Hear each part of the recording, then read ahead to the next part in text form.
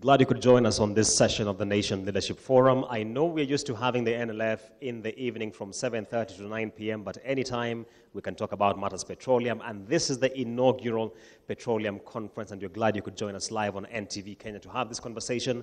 You can as well be part of this conversation on Twitter by following the Petroleum Outlets Association of Kenya, as well as NTV Kenya, and my handle is AmbokJH. Let me know your thoughts. I'll be bringing them onto the stage here. I'm delighted to have a very eminent panel here with me.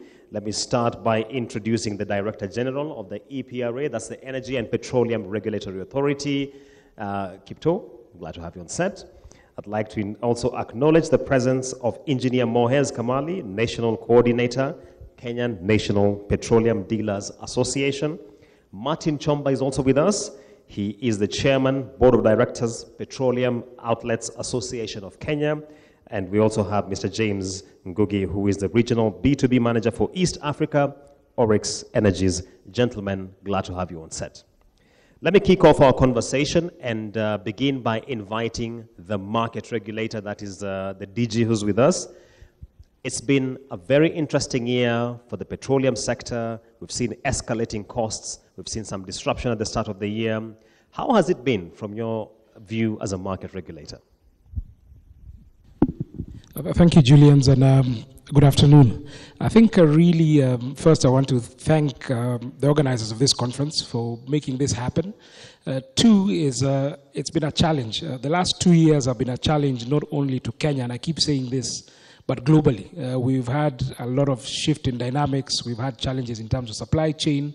We've had challenges in terms of pricing. For us as the regulator is how do we be dynamic? Because we do regulate in accordance with the law. But how are we flexible to adapt to the changing environment in the market, both locally and globally? How are we able to address the needs of our stakeholders, such as yourselves, the public, and also the government when it comes to the executive, so that we ensure, one, that we have security of supply, two, that we ensure that investors are adequately compensated, and three, that consumers are not unduly exploited. So it has been a challenging year. We are seeing things getting better, and also we hope that not only us as the regulator, but also players such as those in this room today are able to learn from those lessons so that then we can adapt and be able to build this country even better. So much, DG, for your introductory thoughts. Let me bring in Martin Chomba. The theme of this conference is a view from the bottom. Why is that theme especially important at this time? Oh, thank you very much, and good afternoon, everyone. When we were trying to organize this conference, we were looking for something that resonates with the people. And what we have realized is that the upper segment of petroleum marketing and supply chain is a fairly organized one, by design so. And by default, the people that we represent are not as organized as the upper one. So we decided that it is very, very important to bring in another component. Actually, we call ourselves not an alternative voice, but an additional voice to an already ongoing conversation so that we can enrich on the policies that exist and also help the value chain unlock untapped value that is domiciled within the lower cadre of the supply and chain. So that's what informed the view from the bottom. Thank you for that. Engineer Moez, let me bring you in here. One of the emerging issues right now is the change in the petroleum regulations, the pricing regulations, and I'd like to get thoughts from everyone on that. But let me start with you.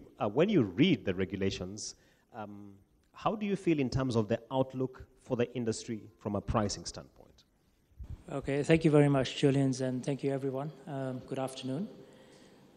Before I go on that, I'd like to thank POAC for organizing this wonderful occasion for all of us to be okay. And the price change regulation that has been brought about, I've gone through it, and basically I get the sense that it gives EPRA, that is the the Energy Petroleum Regulatory Authority, perhaps more flexibility in being able to sort of follow the price change, as hitherto before, I think they had to sort of have other departments involved. But I think EPRA now gets a bit more flexibility in that. I think I'm correct in that, DG. So, and I know that EPRA will use that to sort of look at the situations as they evolve, to include whatever margins, prices, etc., that affect the country at present and going forward. Thank you. Thank you for that. Let me bring in James on the same question. Many times I speak to the public, stakeholders, and the argument is we have a misconception of margins, supplier margins in the petroleum industry. Do you share that view? When you look at the new regulations, do they speak to that issue? Thank you very much. And once again, I'd like to thank POAC for this conference, bringing in together key players of the industry so that we can have conversations that will help at least build better what you already have.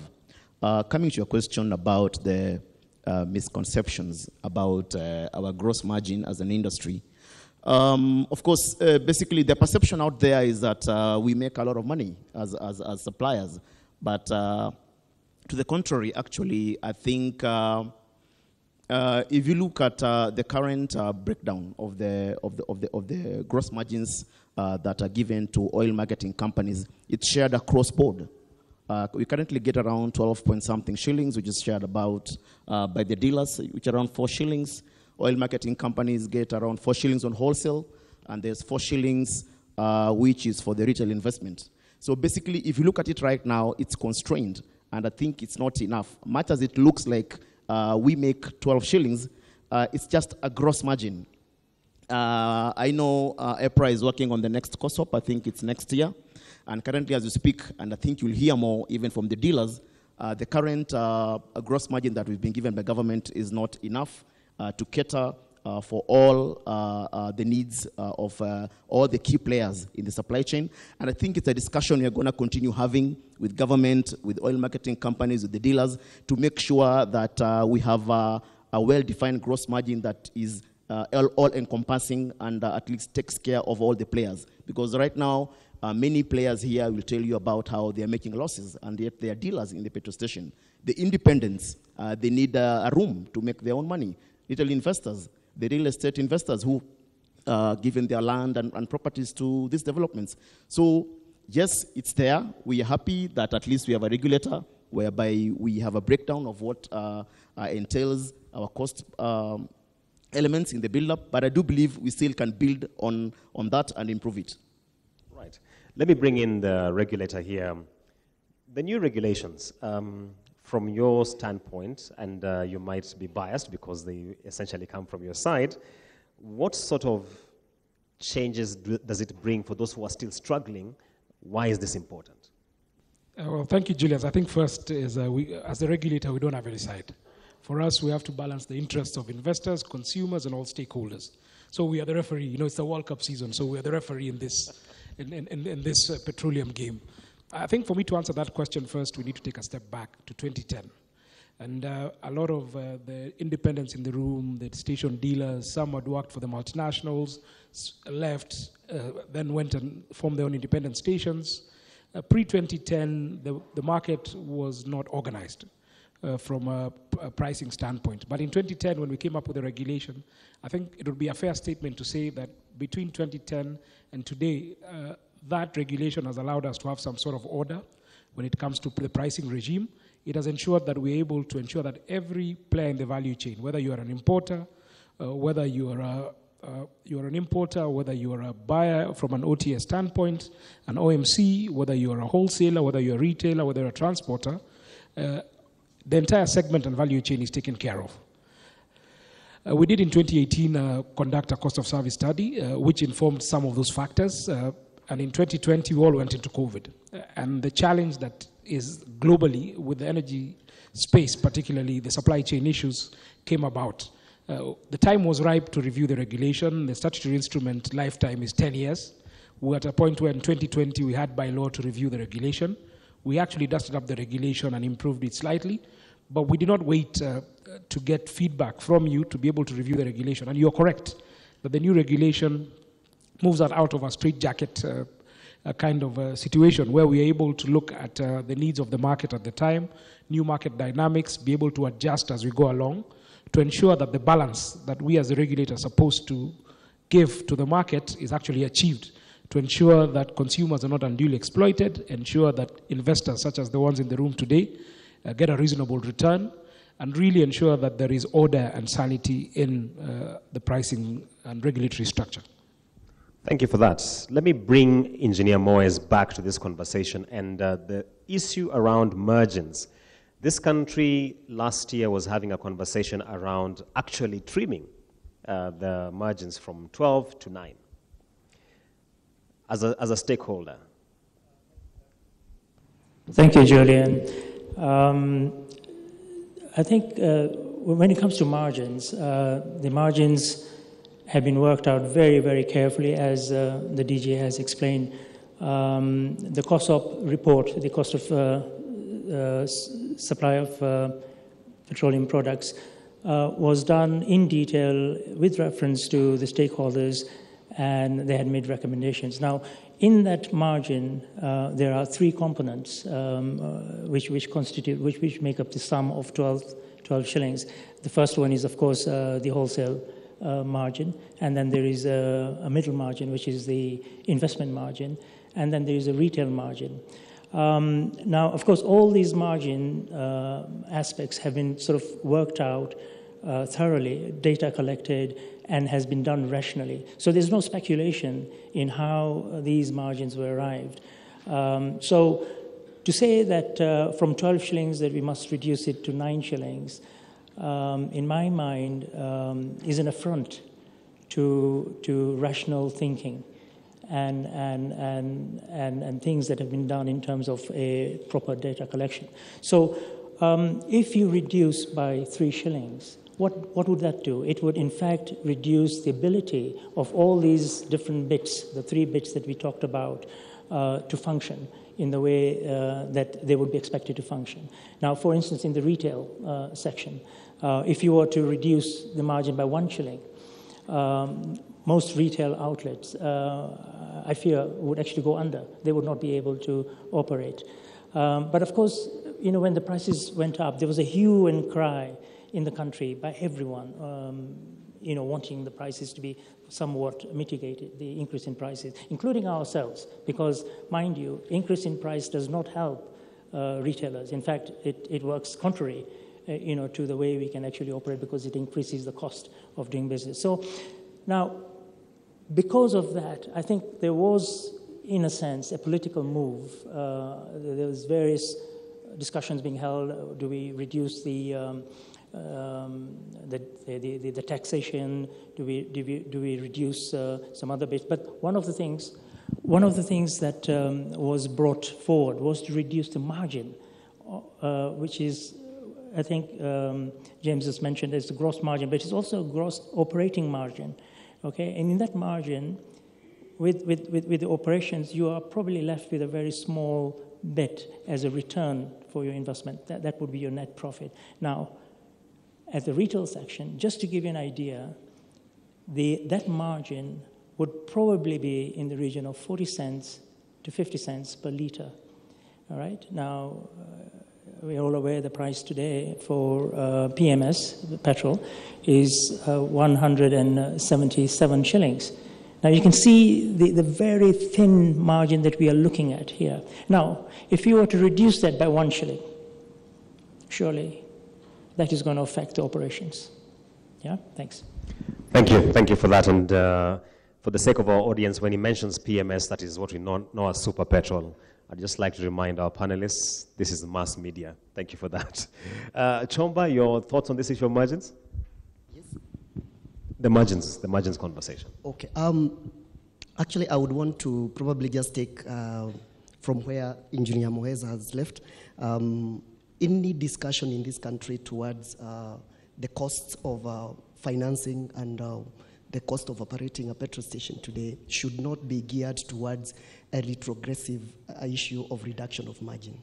The reason why I say this is today, when you look at the 4 shillings that are considered to be the dealer's margin today, that is not a net margin. And this is where people confuse, because people take margins for profit. There's a cost to it. What you're left with, in the layman's language, is marupurupu. You know, it's something that is not, cannot be really quantified. And this has been exacerbated by the fact that the mushrooming number of petrol stations have gone a long way into eating the volume that people used to capitalize on to make some reasonable profits. So today, if you look at the cost of living and inflation, from 2018, when this survey was done, to date, we have a considerable increment in inflation and the cost of living.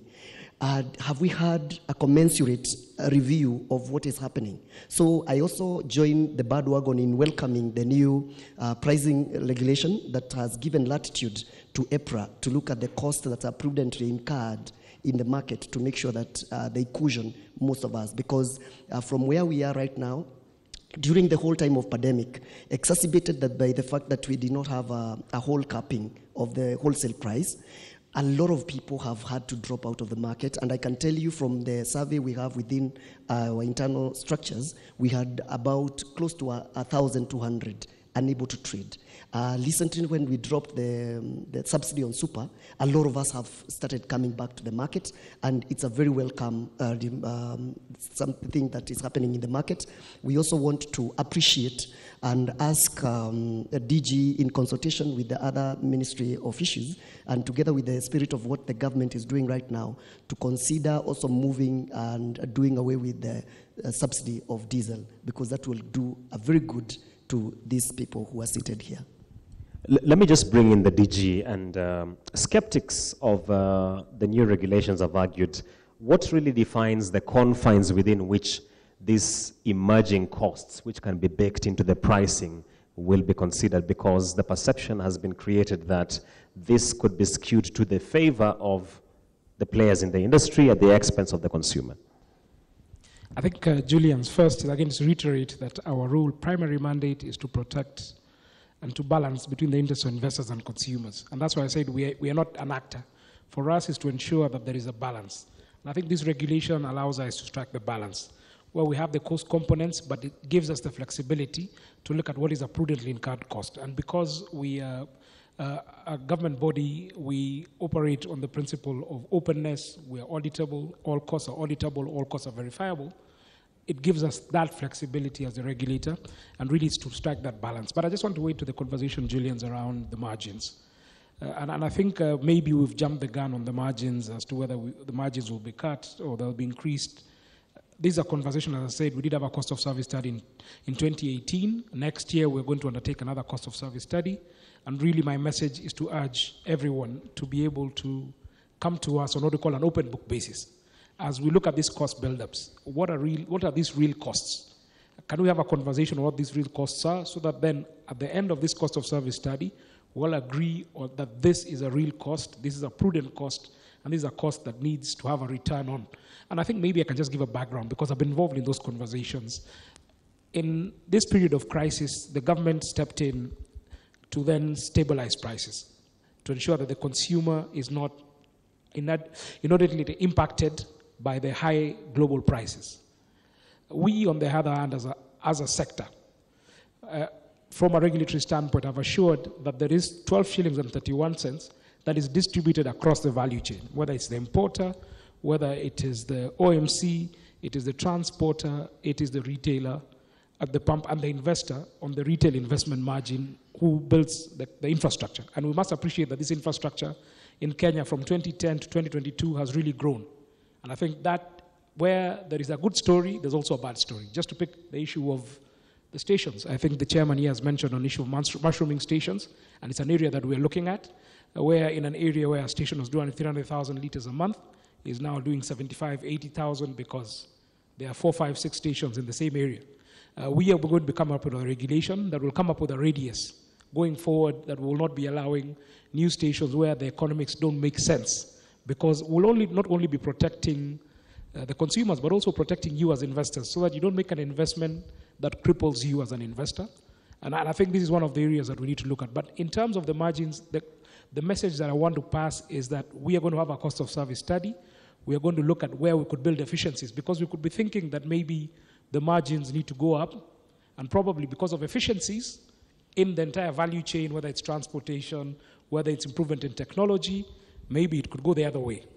My message is really that when we do have this cost of service study, let us have a robust conversation. Let's have a conversation on an open book basis, so that then you as the players, they say it's the wearer of the shoe who knows where it pinches. Tell us what these costs are. Allow us as the regulator to do our job in the law to actually evaluate, are these costs prudent?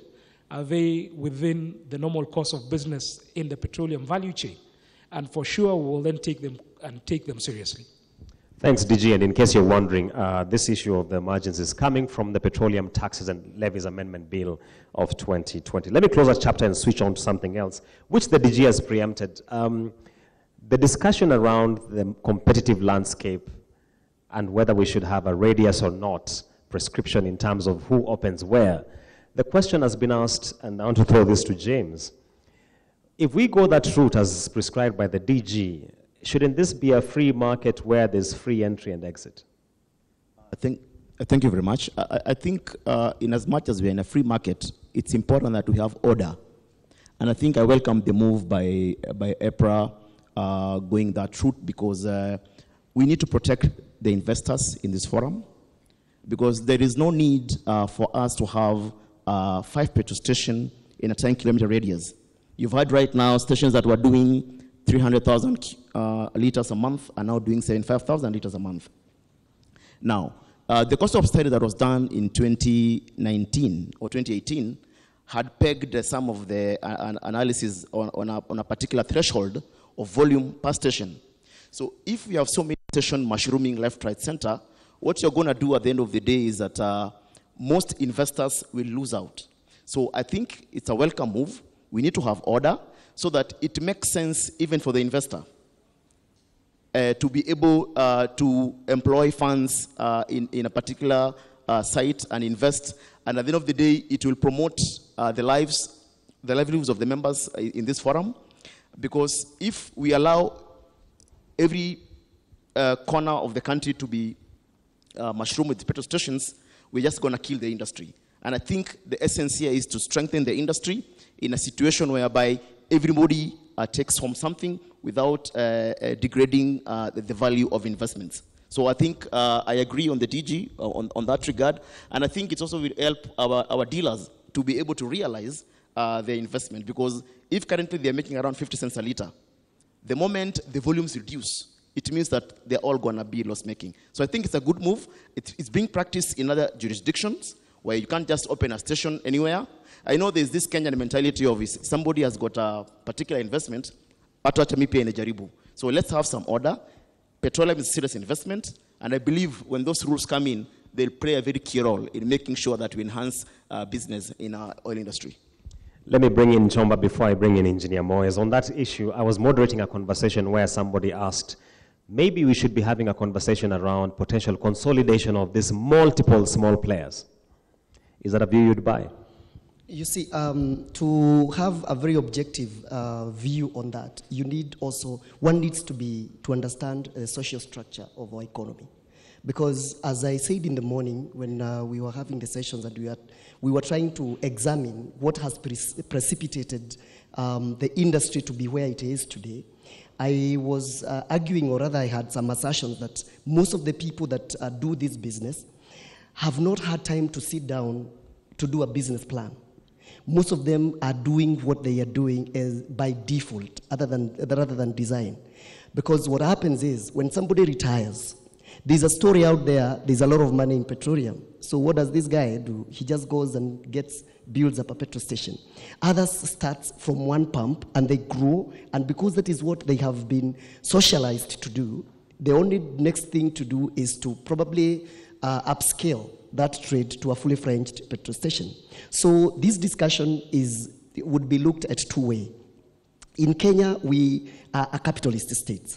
There are places where maybe mercantilism or protectionism happens in the market economies, but you realize that at the end of the day, if we are going to go that route, we'll have to adjust a lot of our social structures and public investment policies so that we allow for people not to be litigators, because sometimes you'll say that you cannot put up a petrol station here, and somebody will quote a certain section of our laws that allows you to do what you want to do in terms of business. But I think most importantly, and it's something that we were discussing with DJ off air, is that what we need to do is to bring a lot of public education.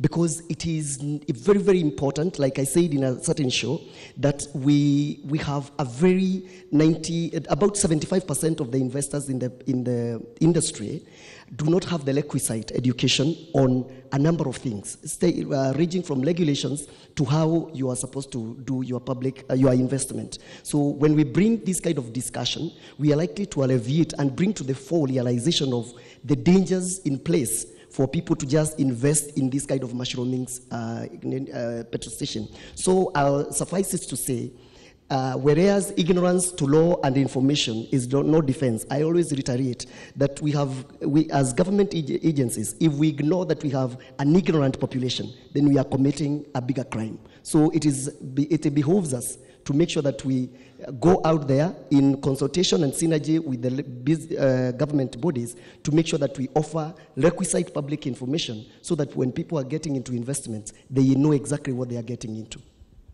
Engineer Moyes, do you think the industry is overcrowded? Oh, thank you very much. I think in any sector, when you have an overcrowding, you are going to make players' ability to sort of gainfully get from that activity more difficult. So I agree with the DG that perhaps there should be a move to limit the number of stations that may come about in future, so that there's no overcrowding and that those that are there can function optimally.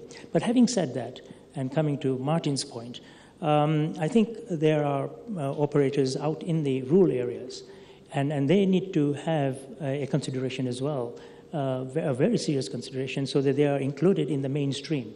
So perhaps this overcrowding is more relevant in the urban centers than it is up in the rural areas that Martin has been alluding to. So yes, indeed, there should be some sort of mitigation on that, although, as James has said, it's a free market, and maybe there could be many legal cases that will come up, but then if there is regulation, you see, at the end of the day, there is no point putting up investment only for it to fail.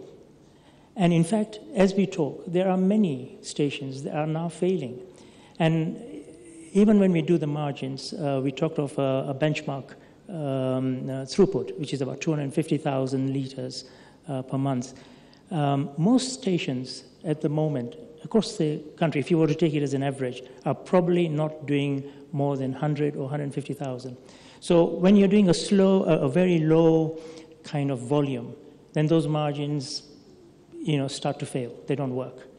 So yes, indeed, there should be some regulation, some consideration, but at the same time, taking into cognizance the fact that there are legal requirements for it.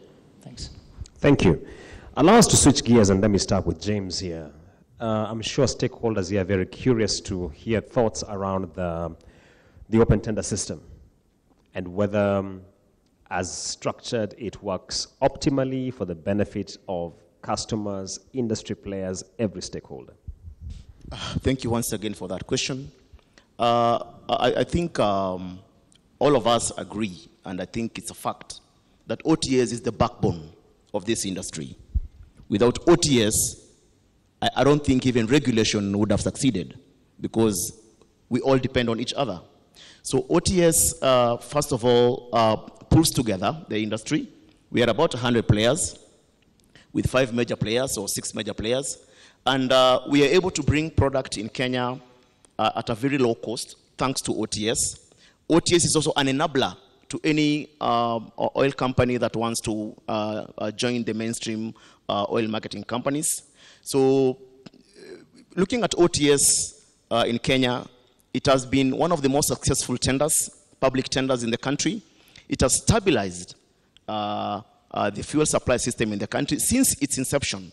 And you all agree with me that even other jurisdictions like Tanzania and other countries have copied our model to be able to ensure that it's sustained.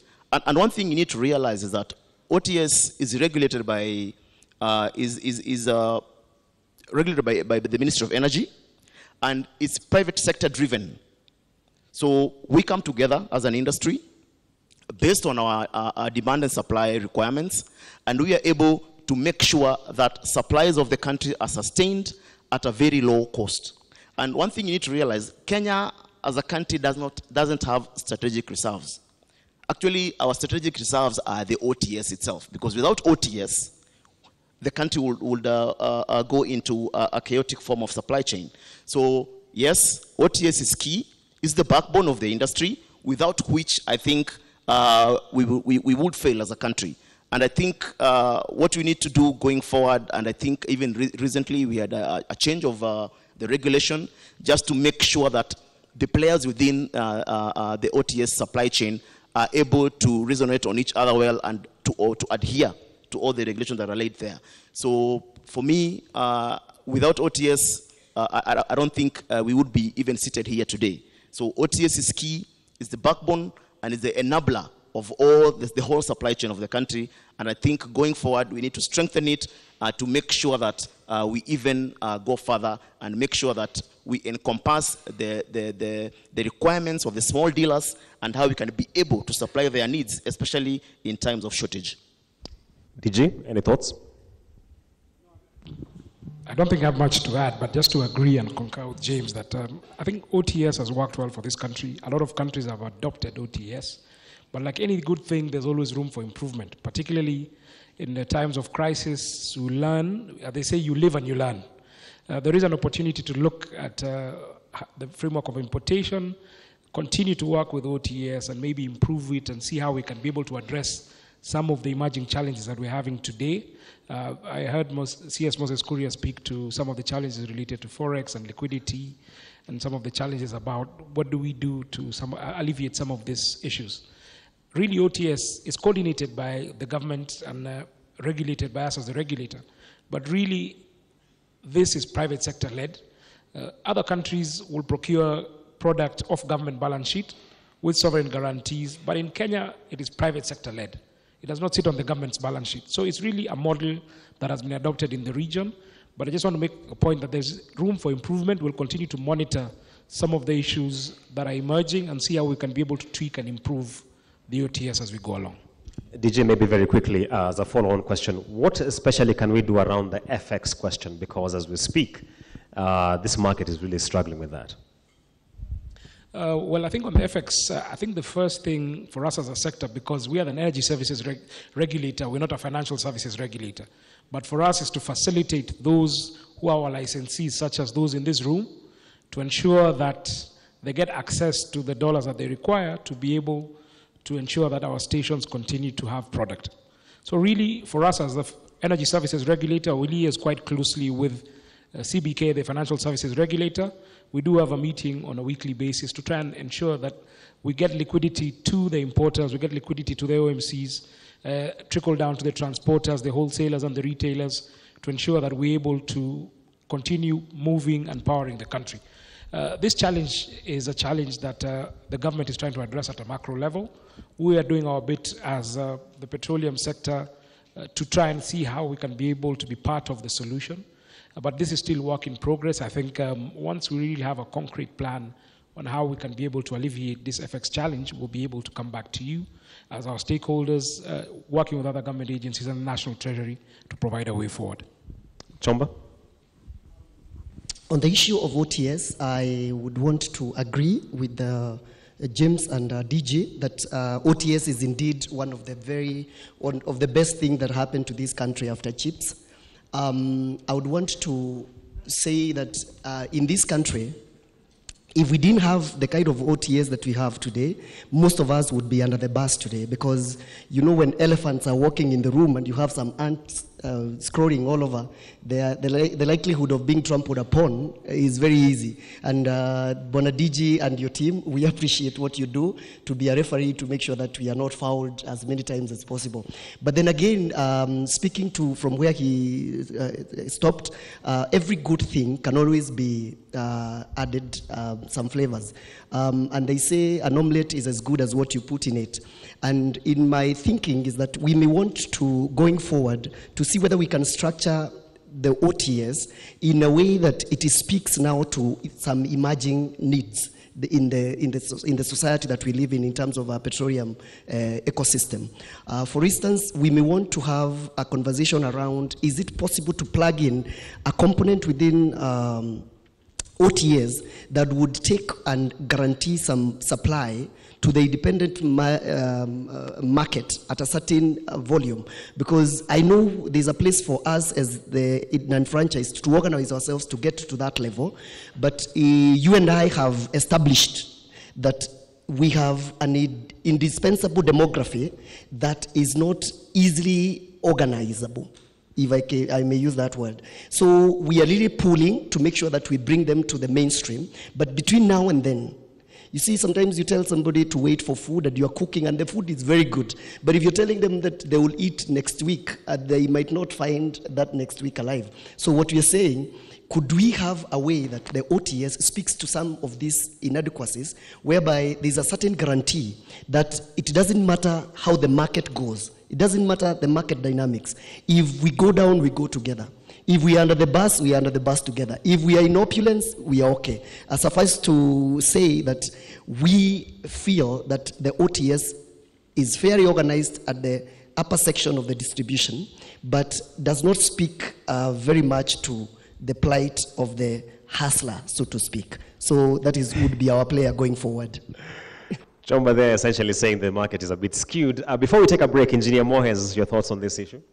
I think the OTS system has worked very well, and I agree with my fellow panelists. To Martin's point, I think it would be, I think it would be fair and equitable to be able to make provisions for people outside the big OMCs, so that even the smaller players can get their supplies, so that there is a certain certainty in terms of their own business. So from that point, yes, I agree with Martin that yes, we should have some sort of provision to include the small players. They are not small, as the CS had said. They are actually the majority. And the CS also talked about the G2G collaboration, whereby perhaps we would be able to get supplies, which would then plug into the OTS system. So there's a lot of thought going on around that. But yes, essentially, OTS has worked well for us. DG, you're dying to comment. Yes, I think really, and maybe this was my message for today, particularly for Chairman Chomba here and the members. You have strength in numbers, and the reality is, from the numbers we have at the regulator, at least at your conference here today is a view from the bottom. At the bottom, these are indigenous Kenyans. Sorry, James, but just to say this, is really that what you've just said is the power of organization. If you're able to organize, you have the numbers, you have the volumes. If you're able to organize, then you're able then to be able to capture the market. Just to analogize with what you've just said, when the food is being cooked, the market is ready to cook the food, but you must assure us that you'll eat the food when it's cooked. Because really, it's, if you're organized and there's this volume dedicated to you. I know Engineer Kenywa here had licensed an entity that was trying to bring together a lot of your members. And because of market cycle and market dynamics, you need to look at this in the long term. So that then when the market is working for you, you will then pick the product. Sometimes when the market is not working for you, don't pick the product. But we really need to be able to be more organized. And I think really that's my message, is that from a regulatory standpoint, and I came here out of another meeting with the policymakers, and they were saying that we are happy to support. This is part of their administration's manifesto. But really, my message is organize, organize, organize. as you say, engineer, some of the other more organized players, some of the multinationals, some of the bigger, even local indigenous companies, got organized. I think really that's the view that should be taken from the bottom, as you say, is how do we get organized so that then you move from having this one pump to having a tier 1 station, to having a depot, to being an OMC, going outside even this country into the region, as we've seen with other countries, for instance, in West Africa. We have West African companies that are now players and actors in our market. Why don't you aspire then to grow from that one pump to be that player who's then operating in Eastern DRC, they're part of the EAC today. So my really message to you, Chairman, and your members is organize, organize, organize. James, very quickly. I think the issue with supply disruption, like what happened in these countries in April and even now, had more to do with the subsidy, the introduction of the subsidy, whereby in as much as we had a very organized supply and demand balance as a country, oil marketing companies were not able to meet their OTS obligations. And what happened after that? We were not able to supply the whole ecosystem. And because prior to subsidy, I don't recall a point where we had a situation like we had in April. So the biggest issue and the elephant in the room is the subsidy. And just to go back to the issue of Forex, fuel is coming to Kenya. We sell in shillings, but oil marketing companies cannot access dollars. So all those things put together, and even right now as we speak, you realize that there's some slight shortages of fuel in the country. The fuel is there, it's in the tanks, but in the hands of the importer. Most of the fuel is under CFA in the KPC system, which means that oil marketing companies who imported the fuel are not able to sweat the product that they purchased because they can't access dollars. And what happens? We have a shortage of product. So if we going to be able to overcome subsidy issue, then I think we should never have a situation whereby we need to maybe have a special order for people, for other marketers. So what we have currently is enough. Let's address the issue of subsidy. Once it's addressed, product will flow as usual. Right, and that point by James takes us to a quick break. We shall be right back with a lot more on this conversation. Now, when we come back, I'll be opening the floor for questions to the panelists. Stay tuned.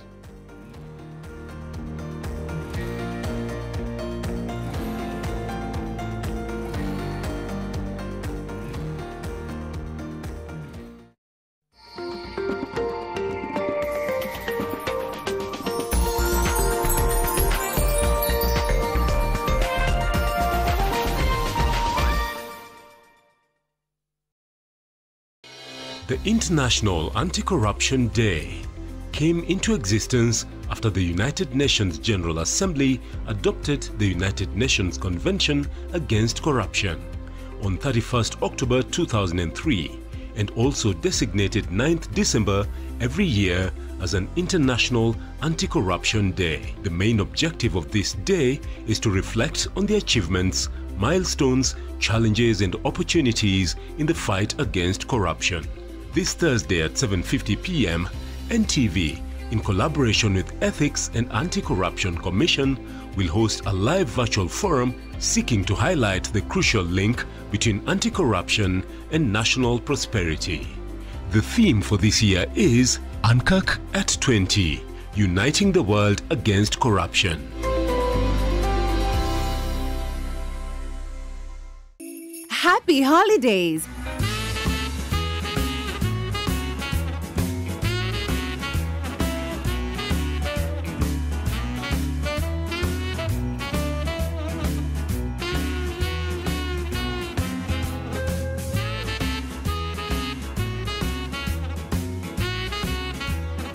Have you spotted the Dancing Santa on NTV? SMS the name of the show to 20686. Become the 10th person to do so and win amazing prizes. NTV, turning on your world.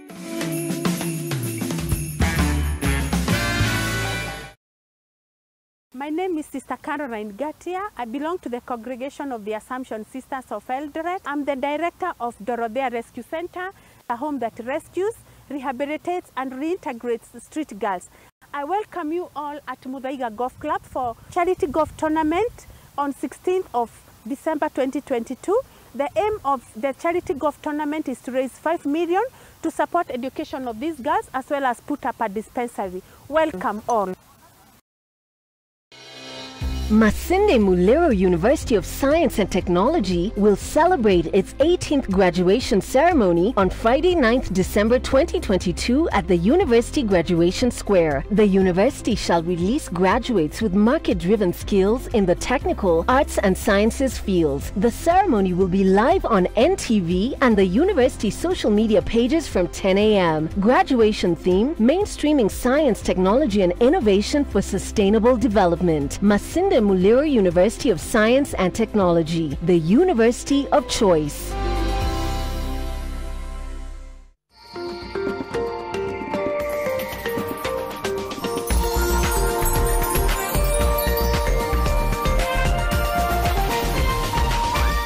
This is NTV.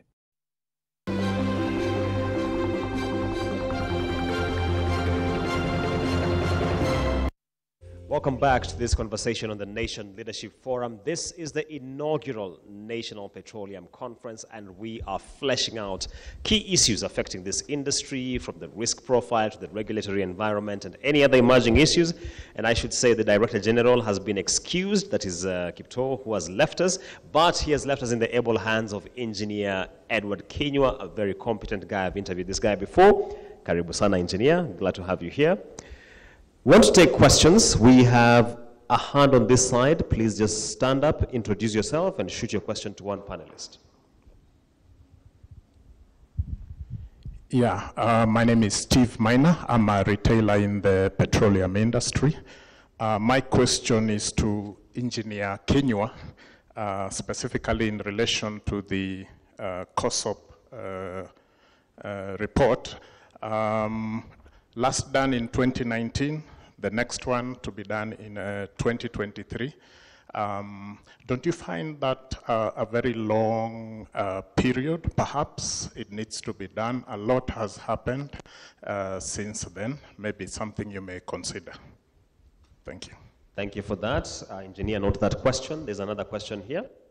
Let's take questions in batches of 4, then we take another. Jina yangu ni Francis Mwangi Kihara. Mimi nauza mafuta Nakuru. Swali yangu ni kwamba kama tumekuja kusaidiana na tunaulizana vile tunasaidiana, ni kwa nini gari iwe ina road, unajua pipeline vile mlolongo ya gari huwa iko na inspection before gari iingie road mafuta. Kwa nini tena askari kwa barabara huwa bado wanaendelea kusubua yule dereva, na saa nyingine imefika usiku, umekuwa delayed kwa pipeline na mahali yanaenda, saa nyingine security huwa nasubua askari? Mtaweza kutusaidia namna gani ili askari barabarani wasikuwe wakisubua sisi kama transport mafuta? Asante. Thank you. I think Chomba will help me with that question. Let me take the last one here before we respond. Yeah, thank you. We had talked earlier about this, but I want to emphasize on it about the agreements and contracts that are signed between the dealer and the OMCs. Now, you find that these contracts are not balanced. They are skewed towards favoring the OMC. We know that the IPRA is a regulator, but it is important for IPRA to understand that not every dealer is a lawyer or understands law. And I think it is the responsibility of IPRA to go through these contracts, because these are standard contracts that are signed by every dealer, to go through the contracts and ensure that these contracts are fair. Just like the way you can have a child going to school, the Ministry of Education has a responsibility that the agreement that the child signs when he's going to the school is not skewed to one side. The other one is about the young dealership.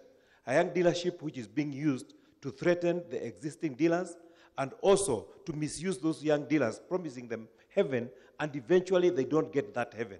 Only about 1 or 2% eventually become financial dealers. What is the IPRA doing about this, or what is it planning? How is IPRA planning to do to safeguard our people? Thank you.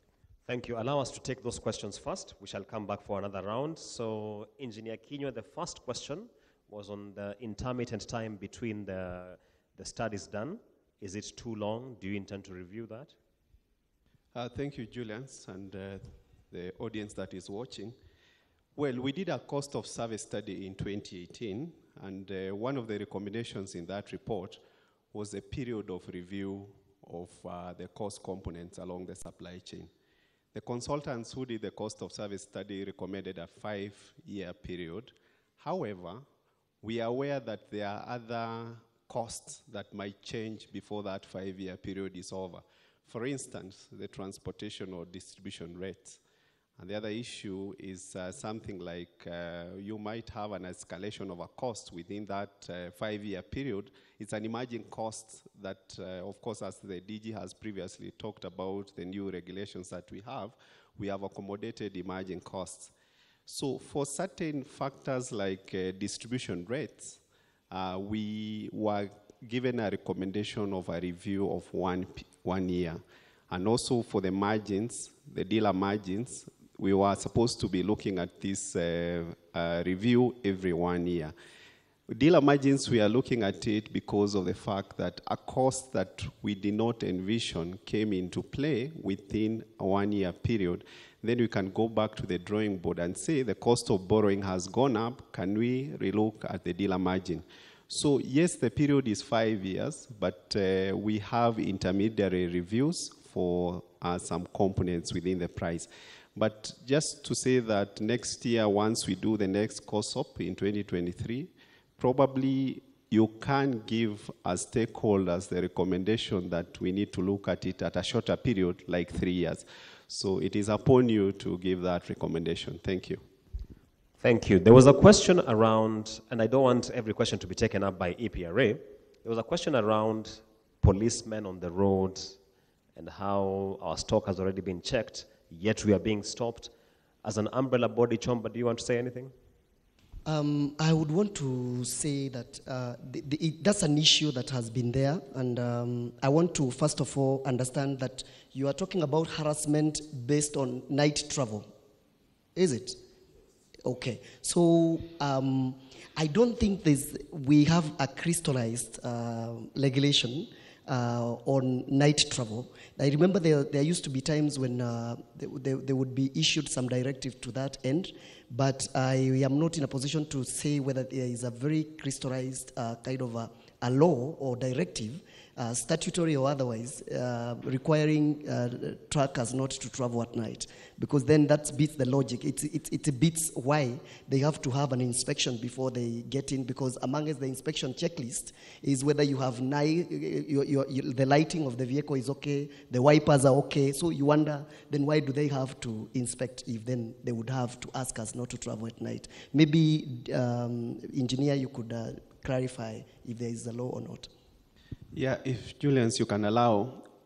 There's a regulation we did on transport in 2014, which had capped the travel times of petroleum tankers between 6 a.m. and 6 p.m.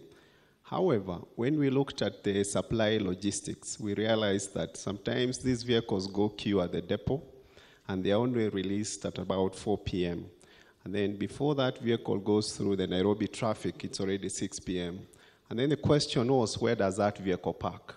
It might park in a residential, next to a residential or a populated area. So the question was around, one, we are affecting supply because there's a retailer down in Embu waiting for that truck, and that retailer is dry. Number two, you have increased the risk because instead of that vehicle being on the road, it is parked next to a residential area, and anything might happen. So after listening to stakeholders and after detailed consultations, we agreed to amend that regulation and allow 24-hour transportation of petroleum. However, there were conditions that were put. One, you must fit your vehicles with a GPS system so that you can monitor it. Number two, your driver cannot go driving for more than 4 hours without a break. So you drive 4 hours, your driver breaks for half an hour, then you do another 4 hours, maximum 8 hours continuous driving. And then, of course, there was the issue of fitting your trucks with reflective tapes around the body of the truck, so that if I shine my headlights at night, I can see this is a petroleum tanker. The research that was done in the United States has shown that those reflective tapes are able to reduce accidents by 25%. So as long as you've done that, we'll allow you to do night travel so that we can also sort the supply issue and reduce the risk. Thank you. Thank you for that, Engineer. There was a question, and a recurrent question around contracts. Not everyone has the literacy around the legalese which goes into contracts. Is there any guidance that the industry is being given around this matter? And anyone is free to take it. Engineer, if you wish to chip in as well, that's welcome. I think I can start, Julian's. Yes, we've had the complaints from a section of dealers that some of the contracts they sign are skewed towards the OMC. However, our main drawback has been we come at the tail end of the process. And you know, we have the law of contracts. Once you sign a contract that is binding to you, then I can only do some sort of mediation so that I listen to both parties, because one of our main roles as an industry regulator is to ensure that if there are complaints or disputes, we are able to deal with them. So we come in as a mediator, but then we can't have the upper hand since the contract was already signed. So the contract becomes like the default kind of governing law. So what we are asking, we have not closed our eyes on it. We will continue engaging, but one of the things I would suggest from the top of my head, then we can have such a conference where now we can deal with it's like a generic contract. We take dealers through what are the things that you need to look at. So we organize some sort of a clinic where we can discuss so that before you sign that contract, then there are some red flags that you need to look at. Otherwise, I think we'll continue engaging as to see how best we can improve the current system. Thank you. Yes, John. If you allow me, I would want to weigh in on that question. And thanks, Honorable Jomo, because this is a pertinent issue within the industry.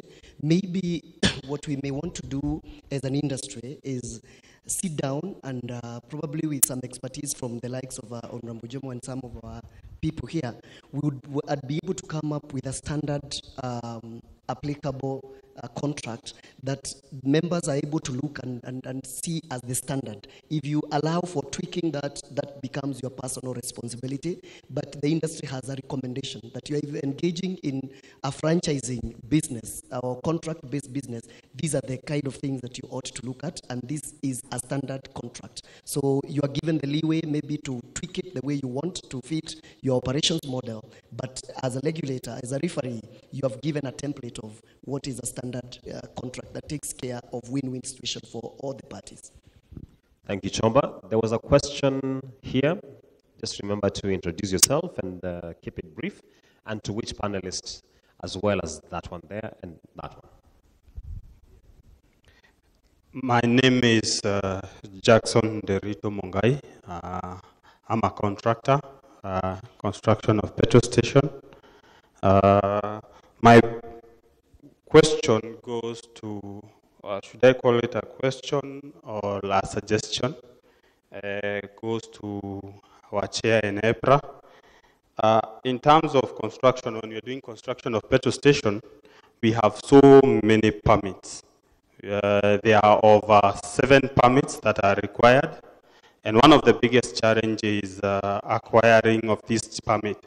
And they are all interdependent. You move from this office tells you, come with this and this from the previous office. So you cannot get all of them at once. They take not less than 6 months. So I was thinking, is it possible for us to have one platform where all the approvals can be done at once so that investors don't waste a lot of time when acquiring these permits. That is when doing big construction. Two is on the small traders who have the single pumps.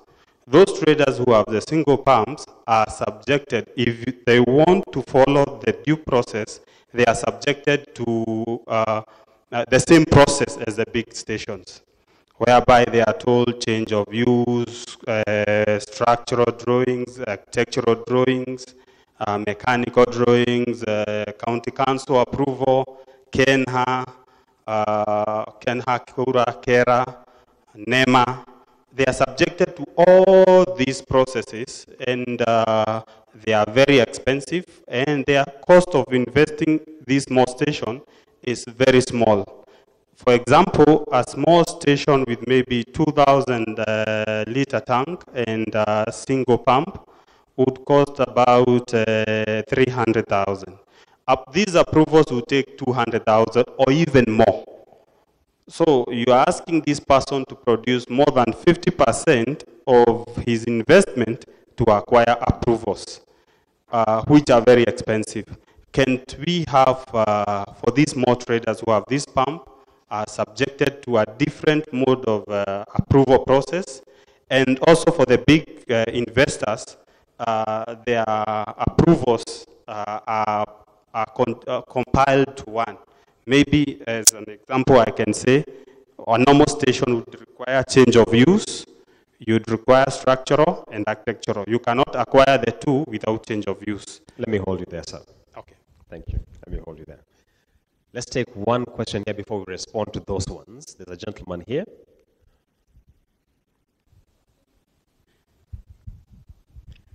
Good afternoon, everyone. My name is Victor Wangombe, and I'm a distributor, I'm a reseller. I have 3 questions. Question number 1 is the issue of wholesale cap. And it's a big elephant in the room because we have a scenario whereby the product is being sold to us at maybe 160. It's still at the depot, and the retail price is 162. That product which is being sold to us at 160 is supposed to be transported to Maua. Makiu, this is an entrepreneur who also have expenses and also needs a return on the investment. To Engineer Kenya, what are you doing about the wholesale price cap? Because earlier on you used to issue the wholesale cap, because it reaches a point whereby for the lack of that wholesale cap, we are driven out of the business. Question number 2, a majority of people in this house have been having issues with KRA. And you as a referee in the energy sector, an advisor to government, what do you do as the regulator to advise the taxman? Because our business is low margin, high volume. But when they come to assess my bank statements and see I have a turnover of 100 million, they'll knock 30% on the 100 million. Yet they're supposed to deal with that little margin. You as the regulator, what are you doing about that? Third question is, to tackle the issue of adulteration, we have a 50 shilling margin between kerosene and the other products. Don't you think it probably could be prudent if we have a weighted costs of all the products so that at least we have all the products averaged so that we kill adulteration altogether? Thank you. Let's take those questions. There was a question of a one-stop shop. We'll come for more questions. We don't want to forget what has been asked. So let's start with the one-stop shop. Too many regulatory approvals. What can be done about that? As well as the potential stratification between a large player and a small player. Can the approval process be revised? Thank you. I think in terms of ease of doing business, that's what the gentleman is talking about. It's something that government has been looking at over time, and the issue of consolidating licenses. And for example, you remember in the previous governments, there was the single business permit, which was brought on board that consolidated many licenses. So what I can only say is that those discussions are still ongoing. However, in terms of risk, and this is where we are saying about stratification, remember these products are flammable, and it doesn't matter whether you are storing 20,000 or you are storing 200,000. The aspect of risk is still there. The only thing that changes is the magnitude. So how we can probably step in is to look at, for example, the ESIA process, the Environmental Social Impact Assessment process. Do you need to go through a full study where you have to advertise in the newspaper, you have to advertise in the radio? So that is something we can discuss with NEMA and find out whether you can just avoid the full study so that you can save some cost. But in terms of the risk of the business, I think the risk is still there. We need to go through the entire process, because we are not only safeguarding the consumers who will come to that station, we are also safeguarding you as a businessman. For instance, last year there was a station that burst in flames in Eldoret, and I know people from Western Kenya are aware, and the dealer died because of some of the shortcuts the industry takes. So we are looking at the sustainability. Once you invest that 300,000, somebody else has invested 80 million, how long can that investment be sustained? Because if I take shortcuts as a regulator, I'm lying to you. At some point, you'll come to say, I wish I had gone through step ABC. So it's still things we can discuss, but just bear that in mind. Thank you. Thank you for that, Engineer. And then wholesale cap, anti-adulteration levy. For wholesale cap, for sure, indeed, at some point in April 2021, when the subsidies kicked in, we had a very heated debate, and this debate was around stifling the market. We felt that by the mere fact that the OMC's margin were reduced almost to zero, then how would we determine the margin? So to speak, it's a virtual margin between you and them. So that's why we decided as an institution that let's leave that node of the market to negotiation. Otherwise, if you cap a price and they cannot make anything out of that price, then the OMCs will not supply. And we've had these problems before, where the OMC says, the cap that you have put, I can't make anything. So it was made worse by us removing their margin under the subsidization program. But happy to say, as government plans to remove the subsidies, as they've done for PMS, the wholesale cap will come back, because even the regulation that we've done, it is clear that we will be capping both the new regulations that were gazetted in October this year. Will be capping both retail and wholesale. So I can assure you that is something that is in the works, and it will come back. The other question was around anti-adulteration levy. Anti-adulteration levy. Yeah, in September 2018, as the CS had said, he was sitting in some of the parliamentary committees that approved the anti-adulteration levy. The discussion was, what is the economic incentive that is making people mix kerosene and diesel? Because that's the major adulteration that happens. We've seen some adulteration between kerosene and petrol, but not as much as between diesel and kerosene. And the answer was the economic incentive. The difference in costs only at the pump price between diesel and kerosene was 18 shillings. And we did our benchmarking. A proper study was done. A white paper was done, which was discussed by high echelons of government. We looked at even Tanzania. Tanzania had removed that differential. So it is on that basis that a recommendation was put. Let's remove the differential between kerosene, and that's how the anti-adulteration levy came in. And the result was that within a month, consumption of kerosene dropped by 29 million liters. So if you multiply that by 18 shillings, it gives you 6.2 billion shillings in a year. That's money that can fund a county. So that 29 million liters was being used not in your homes, or in our homes, it was being used in your diesel vehicles. And that is excluding the cost of you changing injector pumps, you having a diesel vehicle, you're going for a dowry negotiation, it knocks down, you are the chairman of the negotiations, you waste time on the road. So those are additional hidden costs. So currently, we know we still have a differential between kerosene and diesel, and this has been caused majorly because of demand and supply issues, as the CS was saying.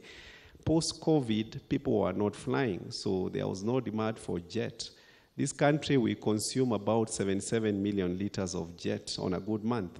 If you look at our statistics, we are still around 59, 60, 65. So we have not fully recovered. And it was worse last year.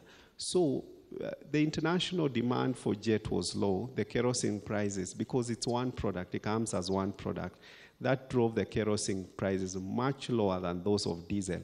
But as we move towards stability, I think that gap is narrowing down, and for sure, we will have the comfort that the 18 shillings that we previously put will still be in place.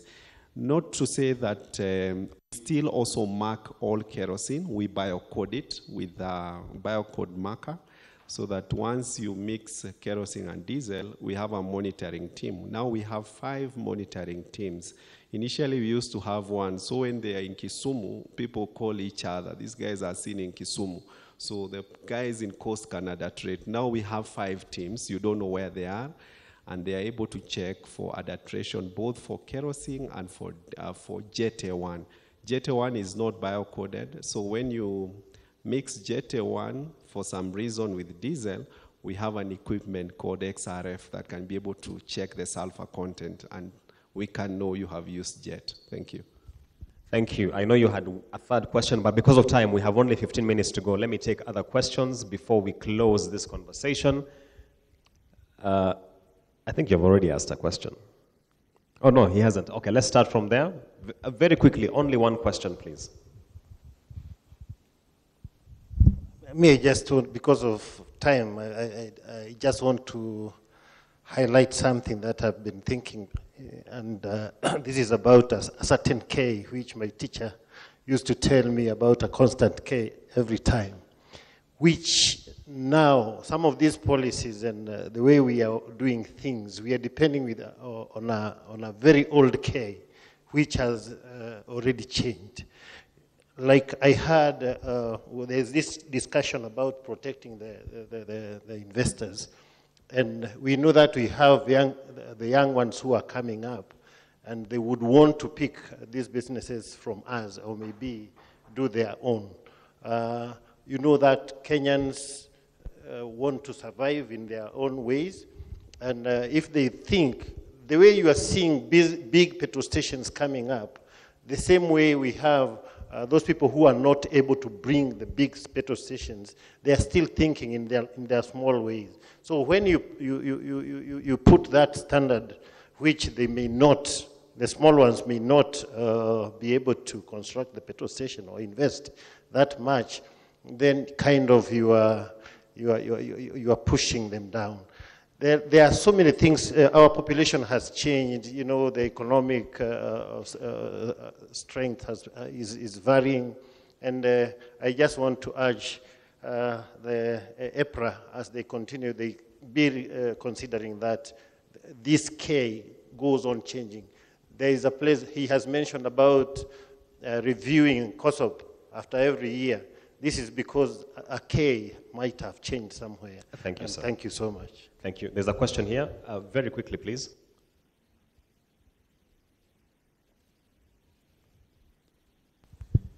Thank you very much. My name is Mugo Genesio, representing KEPSA. 2 questions. One is a very quick question to the Mr. Director, EPRA. The biggest question Mwananchi asks and Wanjiko asks and thinks is the price of petrol is so high. And actually, many people still think the 12 shillings that is provided for actually goes to these people sitting here. I would love that you clarify to the public that actually the 12 shillings you provide, it's about meeting the cost of various aspects and operational costs of the industry, so that you clarify and these people are not left, the public believing that actually there's a lot of money to be made in petroleum. Second question. And the last one. Which is extremely important.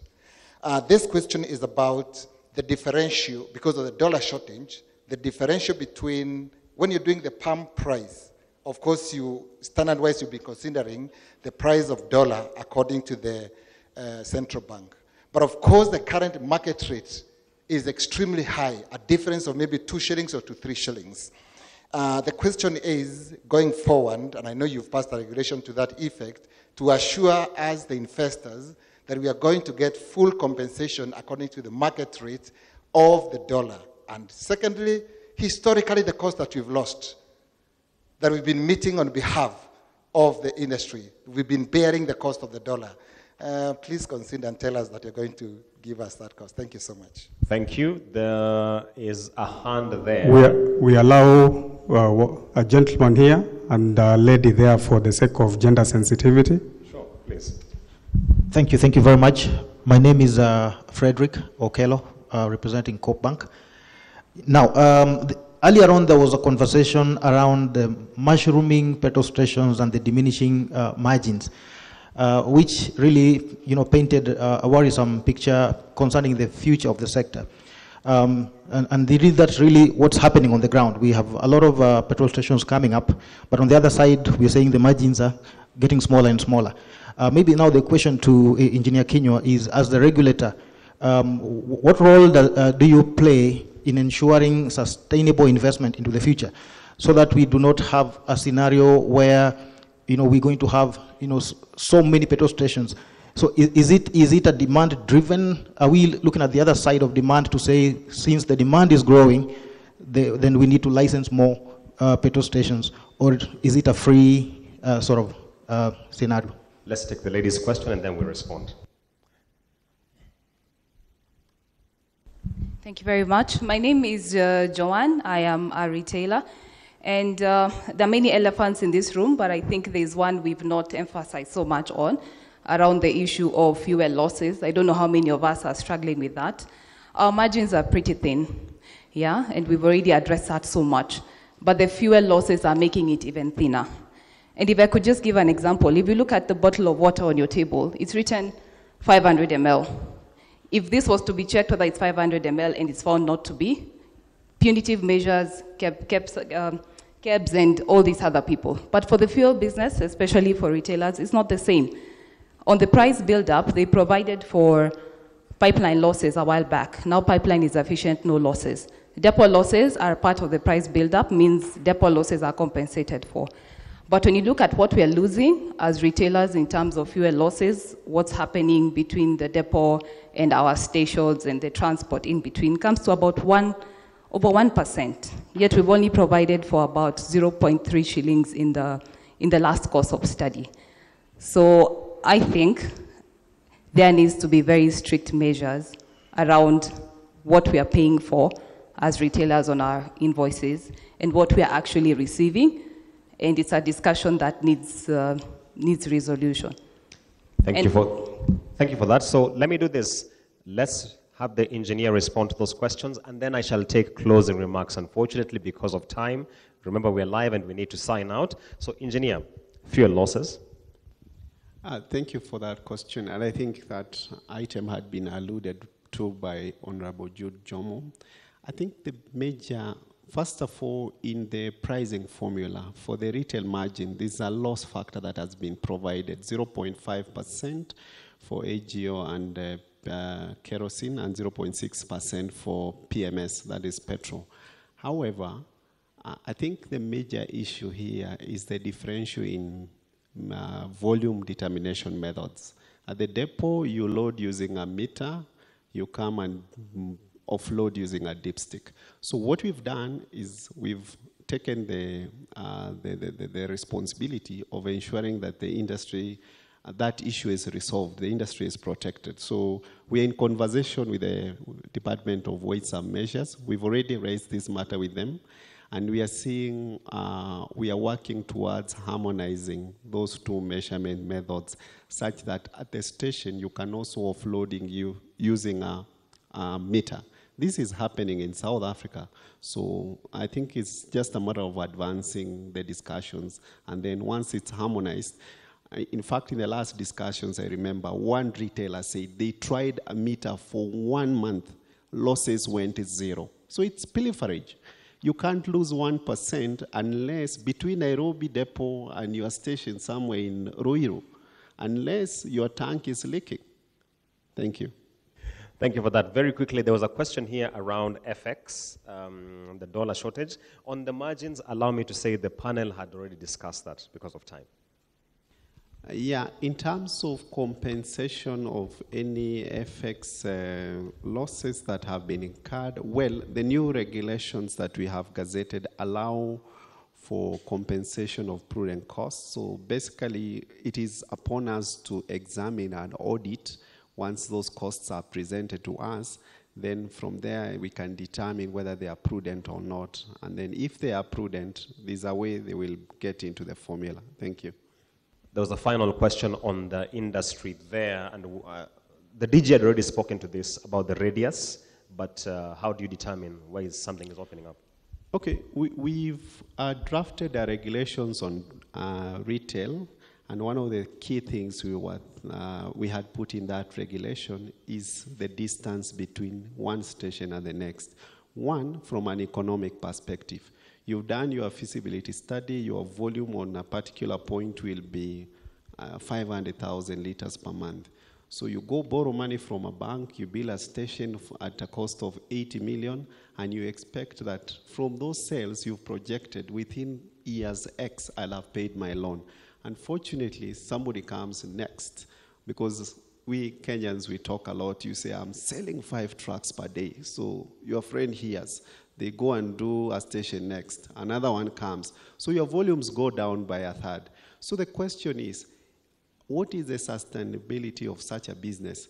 And from an economic perspective, the dealer who borrowed the 80 million, they will not sit back and start getting money out of their pocket.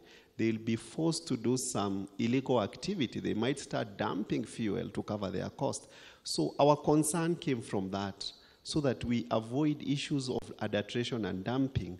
Let's incentivize the investors. Let's protect the area so that your volumes are also protected. And also from a safety perspective, I think when you have multiple stations together, then in case of a fire or something, then what happens? So we've done our benchmarking. We've checked with South Africa. We've checked with Tanzania.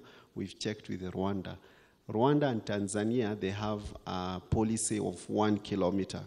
Then I think in South Africa, they are a bit more stringent. They talk of 5 kilometers. So that you can also do stations that are up to standard because your returns are assured. So I know there'll be a big debate about being a free market, but let's look at it from that perspective. Thank you. Ladies and gentlemen, we have only 4 minutes to go. A minute each for closing remarks, starting with Engineer Moyes. Thank you very much, Julian. I just want to pick on the question of fuel losses, and just to add to Edward's, the fuel loss is actually a very serious component in terms of our operations.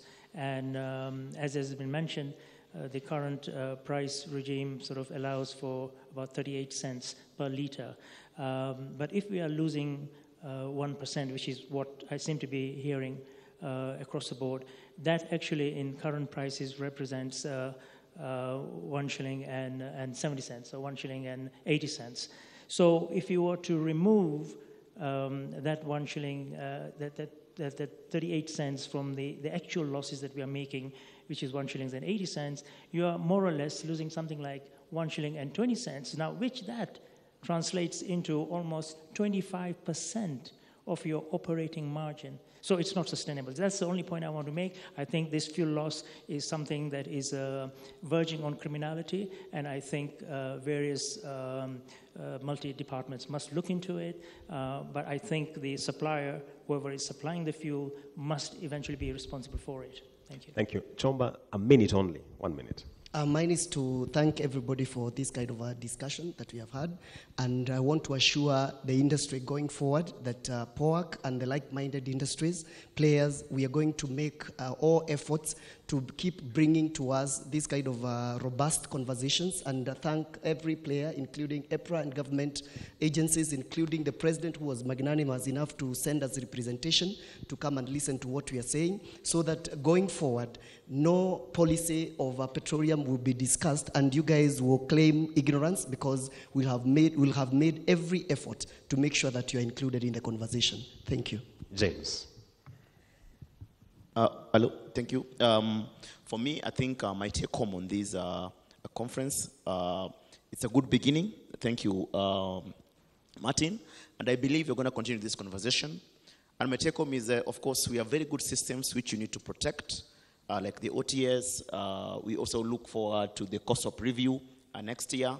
And as a company, we will continue supporting the independents, the resellers, and also POAC. And we'll continue enhancing the experience to make sure that we all allude to all our expectations. So thank you very much, and thank you for having us. Engineer, close it for us. Just 1 minute. Thank you. I think I just would want to echo the CS's words that EPRA is not a policeman. We are partners. Yes, we are the referee, but a referee can also be a player. They must know the rules of the game. So basically, do not operate from a perspective of we are the bigger brother or we are God somewhere, we are untouchables. So approach us with the suggestions that you have. Everybody is happy when many years after you retire from a sector, you see the policies that you developed are working. Like, for example, if we hear retailers are happy, transporters are happy, you are Kenyans, and that money is remaining in this economy. So mine is just to request, let's work together when we are developing instruments of regulation, like when we do COSOP, when we do regulations, when standards are being done, take it upon yourself. This standard is yours. As we always say, we never make regulations or standards. They are made by you. Thank you. Thank you so much to my panelists for very illuminating points. Thank you so much to the audience for the questions. Let's give all ourselves a round of applause. And thank you so much to the viewer for being part of this. I have so many questions on Twitter. Unfortunately, I couldn't take them because there were so many questions from the floor. But let's keep this conversation going on social media platforms. We shall be channeling these questions to sector players and the market regulator. Stay tuned to NTV.